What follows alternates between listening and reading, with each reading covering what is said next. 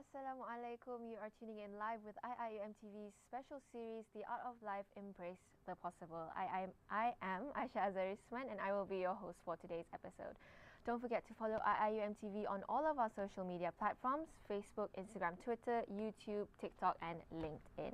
So as of today, as of this week actually, we all know that we are currently going through convocation season, not just here in IIUM, but also across in all universities across Malaysia. A very big congratulations to all our fellow graduates. And I'm sure leading up to this graduation day, you have faced a lot of challenges and troubles and hardships, especially with the amount of assignments you have to complete, the amount of exams that you have to study for, and the amount of sleepless nights that you had to face in order to successfully graduate, right? So for today, we will be discussing on a new hope, fostering resilience for I would say catering to those students who still have to endure their degree life, but can be beneficial for those students who are going to face further hardships outside of degree life as they step out and graduate, right? So to discuss and indulge into this topic, we have invited a very special guest, an independent writer and poet who is currently studying for his masters here in IIUM as well. A very warm welcome to Brother Kamal Effendi. How are you feeling tonight? Alhamdulillah, I'm fine, thank you. Alhamdulillah. So, not feeling nervous or anything? Normal, I Oh would no. say. Okay, so feeling all pumped and excited to talk about tonight, I would assume? Yeah, I would say so, a bit. A bit, okay. So, Alhamdulillah, very good then. So, what do you say about jumping straight into the topic? Yes. All right. So the very first question for you is, like I've mentioned before, that as a degree student, but not just as a degree student, but also a master's student perhaps, or just as a human being ourselves, we will be facing hardships in our life. We are bound to face hardships in our life, no matter whenever or wherever we are, right? So what is your view about hardships? Like, what is the significance? Why is it important for us to face hardships in our life? I would say expectation you have about life is very important, and then at the same time we have to know that in life that mostly things will come in duality, when there's success, there's failure. So when there's hardship, there's also is part of it. Yeah. So as a student myself nowadays, you have to know that life is not bed of roses. But having said that, it's also a chance for you to enjoy moments in life, So it's not enough having a positive outlook of life by just being superficial about it, by saying constantly being positive. But you have to know that to go through the bridge of being positive, the underlying river of negativity is making up part of it too. See, so like being able to be positive about life doesn't mean you're going to be happy straight up 24/7, right? Yes, there's going to be a amount of package of things that you're going to have to face to lead up to the happiness, right? Yes. So when we are facing these difficulties in life, right, we are bound to want to rant about it to somebody because it feels like a burden to us, right? So we want to tell somebody we trust, for example, family or close friends or somebody we love, right? So their reaction to our rants might play a role in how we manage the difficulty itself. True. So, to what extent do you think the social role influences the way we manage our difficulty? Relating this to my own experience, especially when I was grieving, other than having to face a difficulty part of my life, roles as an example of friends and family, is definitely very crucial. Between 1 to 100, surviving this part of difficult part of my life, I would definitely put them as 50% of who I am today is coming from their supports, friends and family. And then when you face difficulties and hardship in your life, it's also a moment that it's like God's giving you way of filtering, good people in your life. Especially you when you are at the bottom, to be honest, there were not so many people will be with you. And then that is when you realize the good ones. So when they are with you at that very moment, keep them. I see. So like when we are facing those hardships, that's when we truly find out who are the people who would stay with you at that Mm. moment, right? And especially when how you would find out is how they react towards Yes, our yes. difficulties, right? Mm. So in those moments, right, when we talk about our difficulties to someone else, we would inevitably compare ourselves to them, Mm. especially nowadays when we are everybody is Social on social media, right? yes. Mm. So we tend to compare ourselves, our lives to other people. Like, why don't we have a life like them? Why don't I have this? Why do they have it? Like, why do I have to be facing this? What's the difference between me and them, right? Mm-mm. So what do you think, like this, what is the impact of social media, like how to what extent do you think comparing ourselves uh would It's do to us? beneficial Yeah, it is to, beneficial. yes, to ourselves. Um, I will go back to my own value as being modest in whatever we do. You know, a comparison in a way is also a helpful tool as a motivation for you to be a better person. But if you overdo it, you might fall into jealousy or envy, which is not good for our soul and our hearts. So I think this is the skill that you need to have, uh, some sort of, you know, when it's too much, to take a step back by not comparing. And other thing that is important in this process is to know yourself as you are. It's very important to have your own self identity and truly know who you are, because of course we know our name, our age, but do we really know ourselves? And this is the rhetorical question that I want people to ask themselves. Do they know who they are? I see. Oh, that's a very interesting question. Like, do I know who I am, right? Yes, exactly. So right, so when we talk about like comparing ourselves, like we ask who we are, we need to make sure that we have our ground. Like remember that because on social media we tend to create an identity where people cannot hurt us, right? But that's not exactly who we truly are, right? So because comparing ourselves is also a difficulty that is quite a high stress level, but it isn't really considered the highest stress level one could face. So considering that you have lost somebody, a loved one in your life, so do you think that losing somebody is the highest level of hardship one could face? I think it's really unfair to compare my hardship to other part of hardship in any part of the world, you know, by saying that I face more difficulties than you. And this is not something that, it's hardship and difficulties is very subjective. Some people, they can have it all, but they're still not happy, you know. Some people have it very little, but they are very happy. You see the subjective point of this hardship.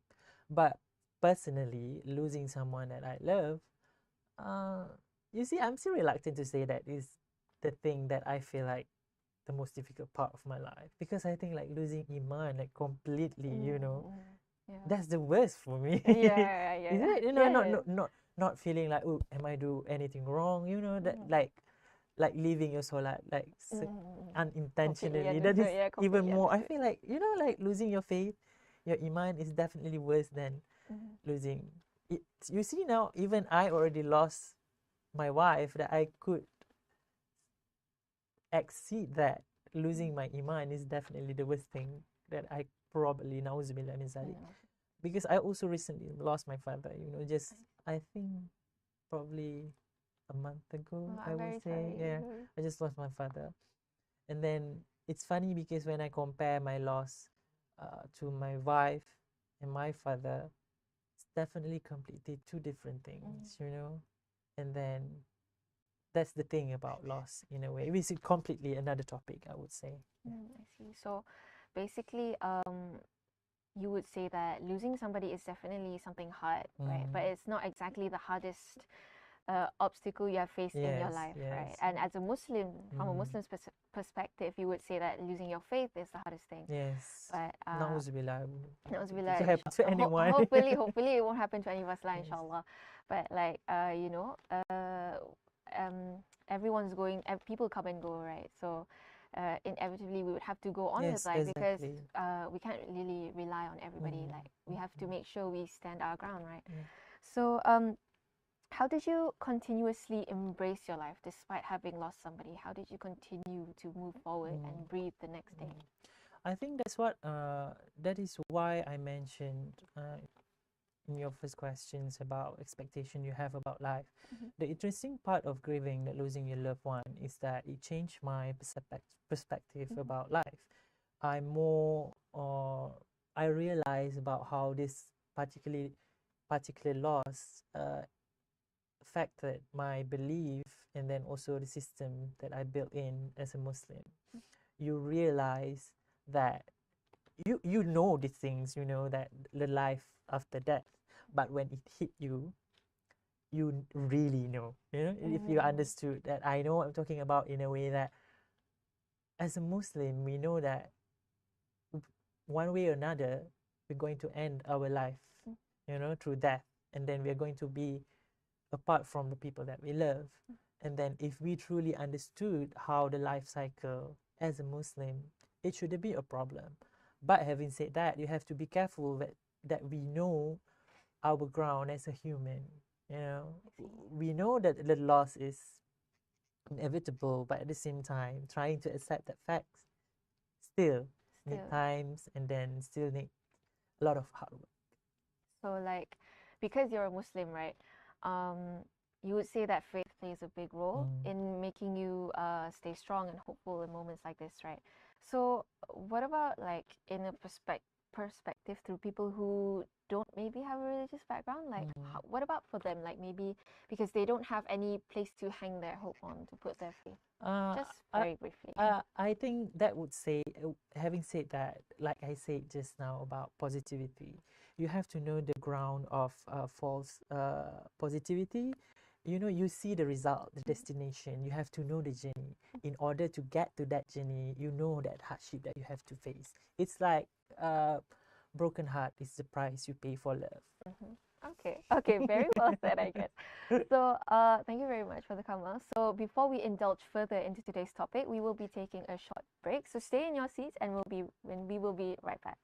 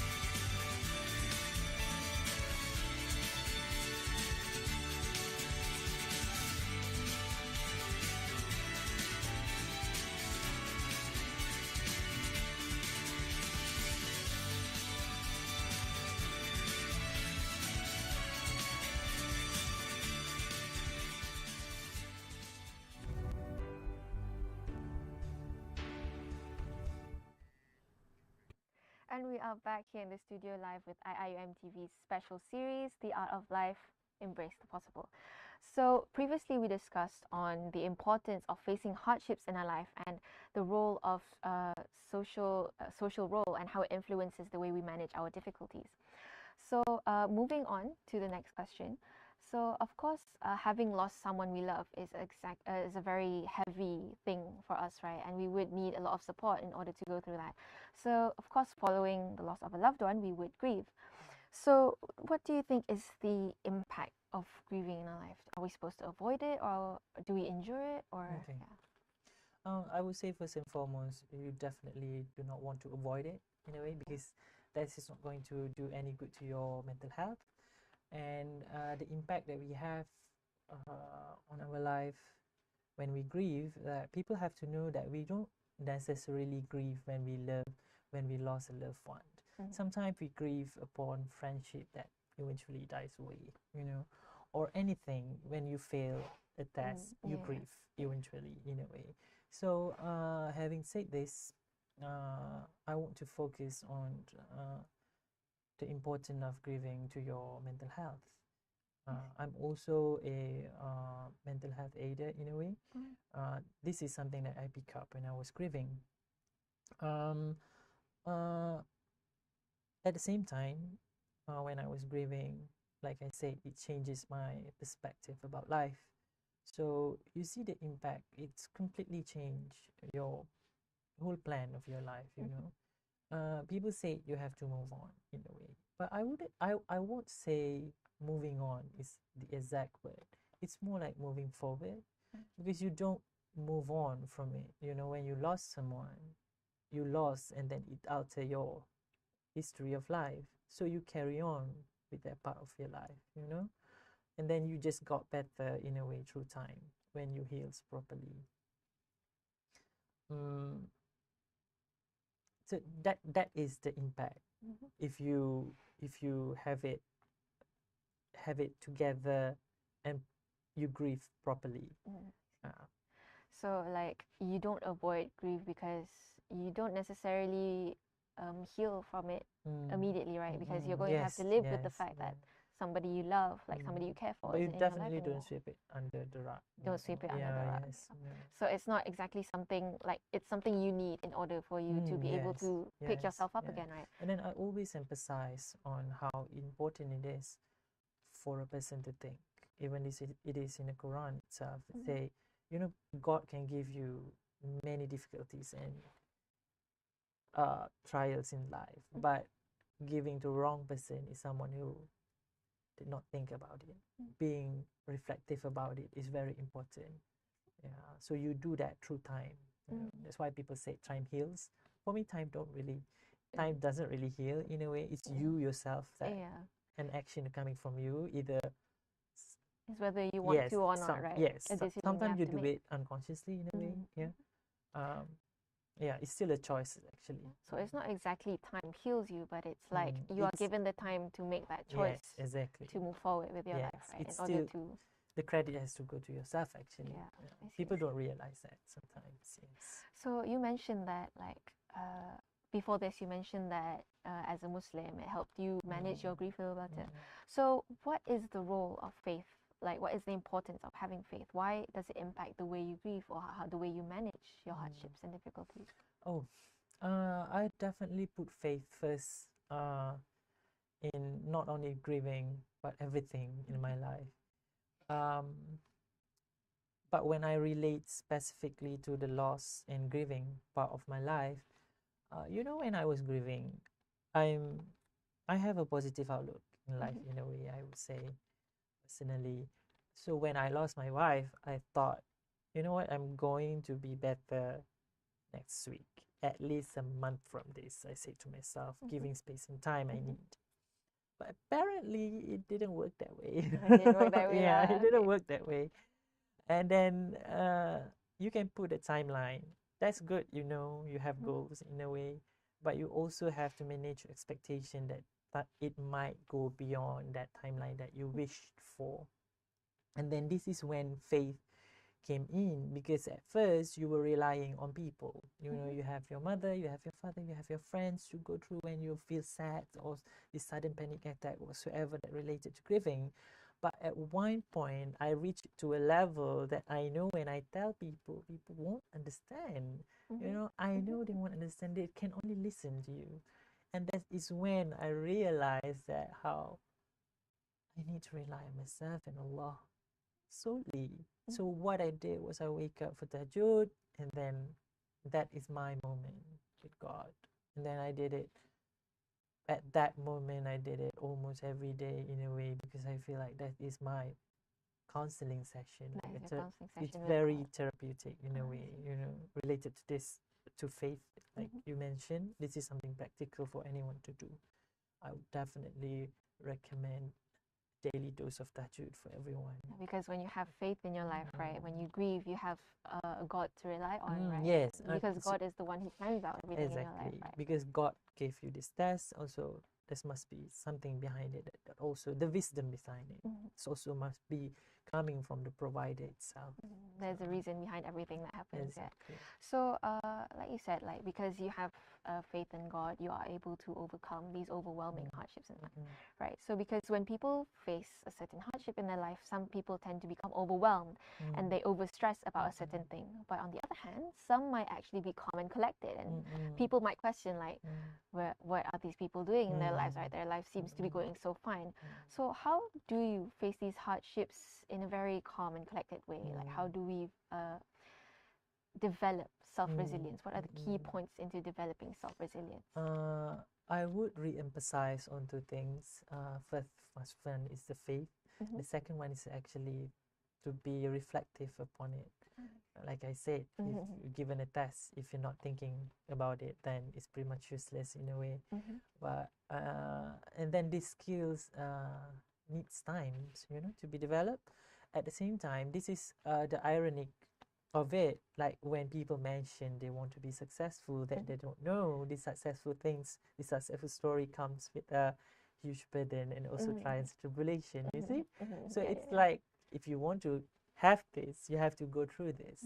This goes back to the development, the detrimental effect of false positivity. I won't use toxic positivity because I feel like the toxic word is too strong. But false positivity is that when you see thing is already there, the destination, the result of it, you don't know that if you want to be this, you have to go through this, and then that is when the hardship that actually give you growth and that will make you a better person. If you don't have that hardship, you cannot simply expect for yourself to be growing or be a better person in that sense. So this is the positivity that it should be, rather than thinking that the being positive is simply just being happy, take in everything without thinking that there's a price to pay for you to be able to be happy by the end of it. So meaning that like these people who possibly already have self-resilience, right, are probably those who understand endure that so much. Yes. like they understand that they in order to achieve this successful life, there is a lot of hardships and things that you don't notice you have to go through in order to reach that stage of life. And I also want to relate this to, because this is what I did and this is my thinking point of view, that when you look back through the story of Prophet Muhammad sallallahu alaihi wasallam and the Sahaba, you know that to be able to attain such highest level of faith, they went through all these things that was so great and then so admirable, and then we as a normal human expected to be what, to be good, but no test at all. Don't you think that doesn't sit right with it? How are you supposed to declare yourself as great if you have never felt the failure before, right? Exactly, in a way. Not saying that we have to wish for bad thing on ourselves, but you know what to do when things falling not in the right place or in your favor. So we have to accept the fact that in order to, like, just because you face something that is outside of your plan doesn't necessarily mean that it's not the actual plan you're supposed to be going through, right? There's always something in store for you that Allah has planned, right? Exactly. So having said that, what is the importance of having resilience in your life? I think having resilience is very important, I would say. The word is grit, not giving up easily in a way. Keep trying and keep trying. But at the same time, you have to know when it comes to mental health, you also know your limit in a way. Sometimes this is when the key of being in multiple difficulties would teach you that sometimes letting go is the best thing for you to do. As a Muslim, even as a person, even for myself, I don't necessarily holding on to it, you know. But again, the key to this is how being reflective about it, and also the many things that the trial, the tribulation that you go through, they always teach you something. You know, the lesson, you collect the lesson through this lesson, that you know when it's too much to let go or to hold on. So when we face a hardship, we must also remember to reflect on the hardship that we face, Yes, right? So yes. that we are aware that this is something you need to learn from. Like, how can you learn from a hardship if you don't take the time to actually sit down and think, like, what did I get from this? What is the significance behind Yes, it, right? yes. So having said that, right, do you think that people who foster self-resilience, right?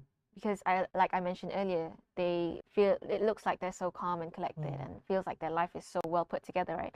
Do you think that people with self-resilience end up not having, like, are they immune to pain, or do they not feel sadness anymore? Or I don't think so. I would say no, because you have to know, in one particular Surah Yusuf, you know, one thing that I would definitely take away from Surah Yusuf is that being sad is not equal to being ungrateful. You know, sad is part of being human in a way. You know, and this is coming from a long line of Prophet. You know how even Prophet Muhammad sallallahu alaihi wasallam, they have sorrow, a year of sorrow in a way. I think this is already enough to tell you that how self-resilience is not necessarily mean having to put a straight face, being strong, calm and collected. Maybe what you see is calm and collected is the byproduct of being self-resilience, but you don't know behind the curtain there's a lot of work, you know. And that is the thing, that is the secret that you have to figure out yourself in a way. so basically, it's not about losing or being immune to pain or sadness, but about dealing with it and accepting that it is something you have to face. So before we go on further with our discussion, we will be having a short break. Stay with us, and we will be right back.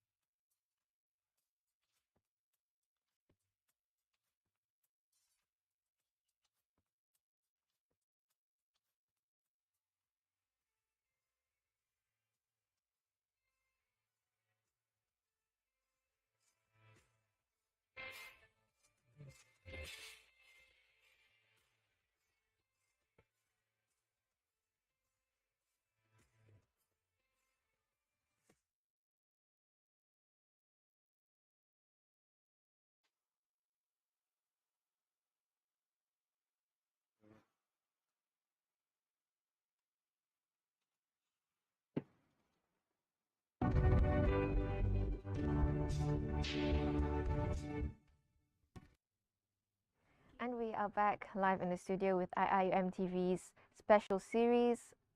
So previously we have been talking about how faith plays a big role in trying to deal with grief. And so we will further discuss on how the importance of self-resilience is in our life, right? So having developed self-resilience, there is going to be a time in our life where we feel like we've fallen apart again, just when we feel like you know, I have everything handled, I've faced this, I faced that, nothing can break me down anymore, right? So there are times when suddenly, unexpectedly, things are not going to go the way you expected it to be. So what is the most relevant thing to do at this situation, at that moment? I think first thing first, breathe. You know, breathe, and then there's two things that I always remind myself about how things can go wrong. The first one is managing your expectation. The second one is setting boundaries with yourself in a way. So these two things is very important. Managing the expectation is that when you make plans that you know that things can go wrong and you can fall back again and again and again. And then at the same time you have to know that you can, you know, stand up again and again And again and again. So it's like that with life, you know. I say that because that is my expectation about life, you know.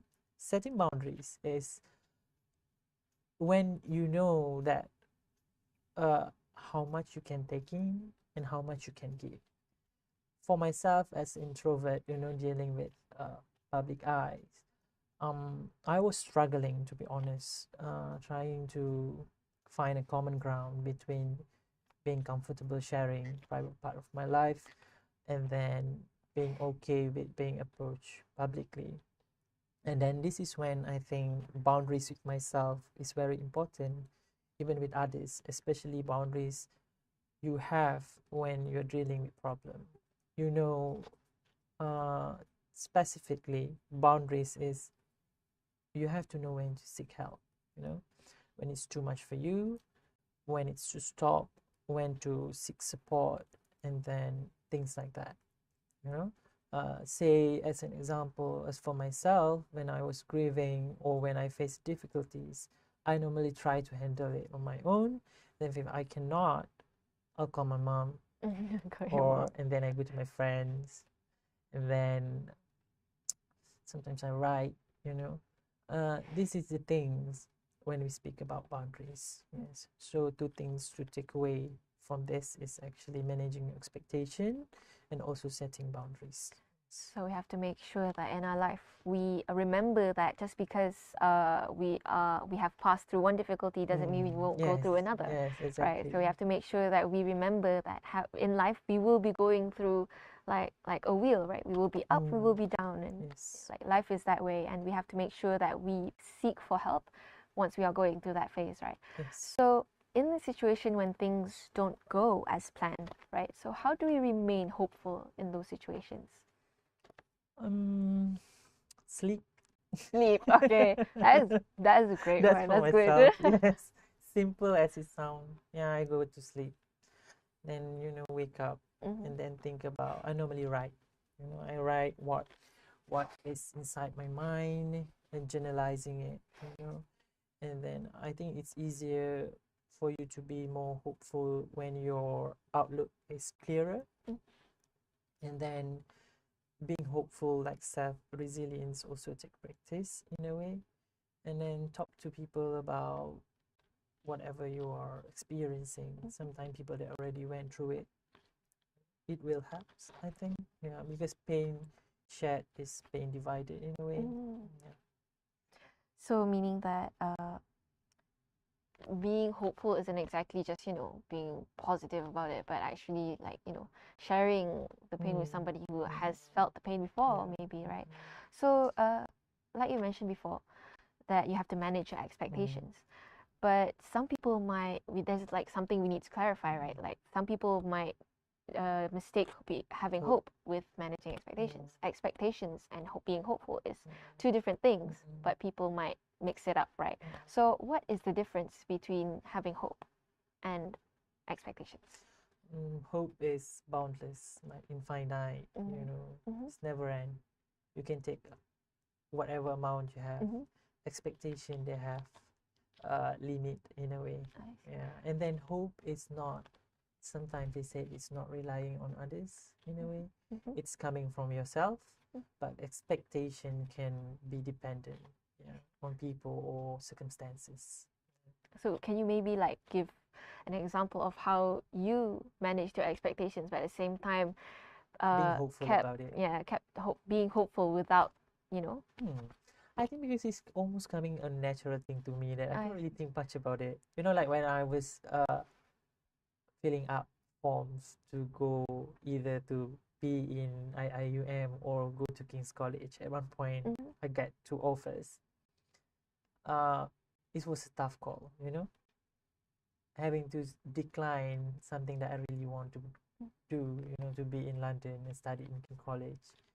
At that point, it's very tough in a way. But same time, I was hopeful that these choices that I decline by going to UIA is going to be something even more wonderful in a way.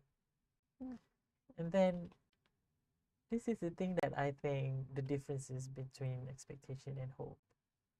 Hope, I feel like it's planted really deep inside your heart, you know.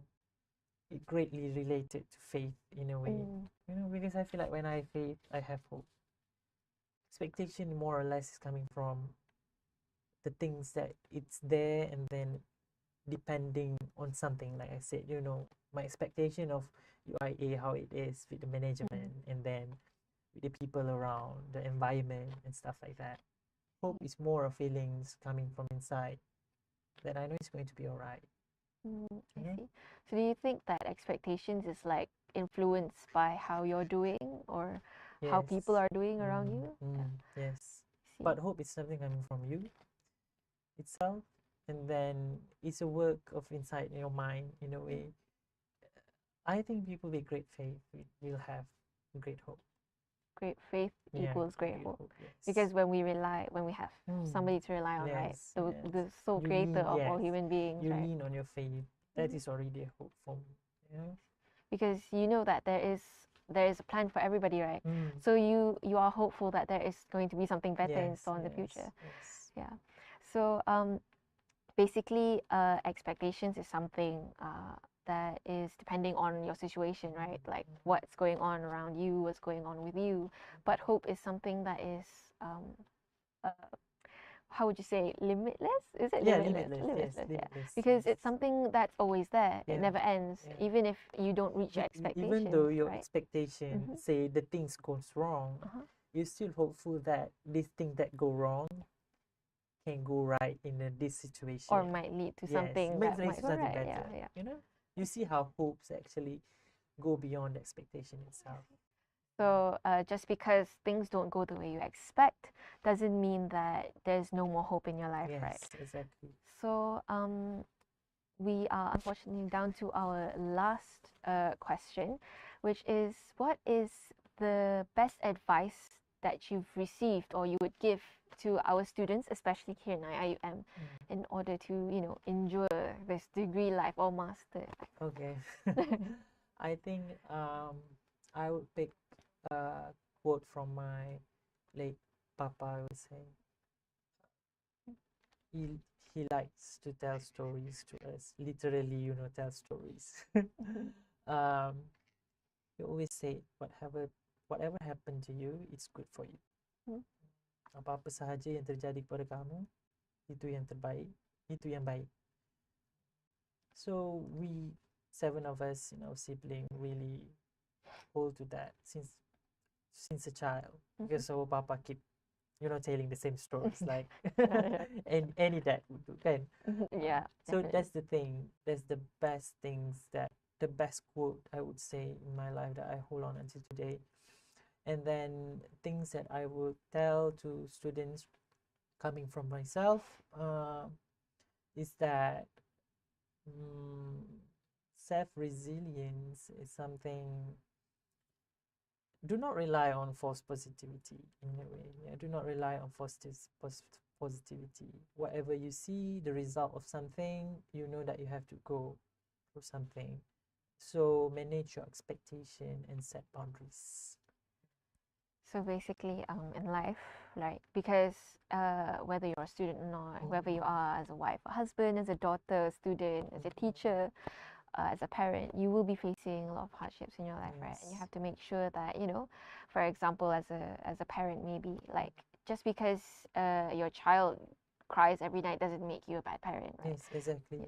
So, especially now as a student, right? Just because you failed one exam doesn't mean you'll fail all exams, right? Yeah. So, There's many things yeah, there's coming many your things. way There's many things to hope for in beyond life. that one problem. Yeah, like just because you failed one subject doesn't mean you're going to be failing every subject for the next Exactly. 4 years of your degree life, right? Exactly. So there's so many things to look forward to, and just because you failed once doesn't mean you'll fail every time. Yeah. So you'll be all right. And I feel like me myself having to repeat a subject once.